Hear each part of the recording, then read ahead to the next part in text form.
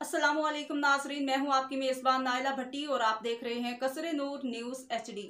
खबरों के सिलसिले को आगे बढ़ाते हुए नजर डालते हैं आज की ताज़ा तरीन अपडेट्स पर।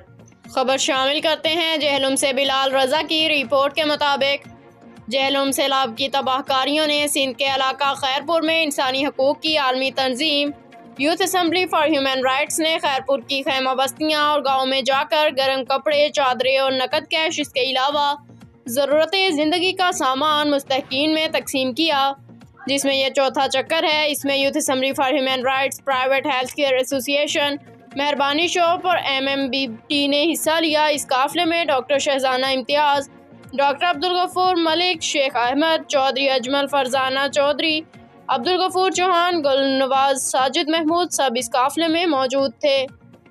अब तक के लिए इतना ही। मज़ीद खबरों और अपडेट्स के लिए देखते रहिए कसरे नूर न्यूज़ HD, हर खबर से बाखबर। ताज़ा तरीन अपलोड्स की नोटिफिकेशन हासिल करने के लिए हमारे चैनल को सब्सक्राइब करें और साथ में दिए गए घंटी के निशान को दबाना ना भूलें।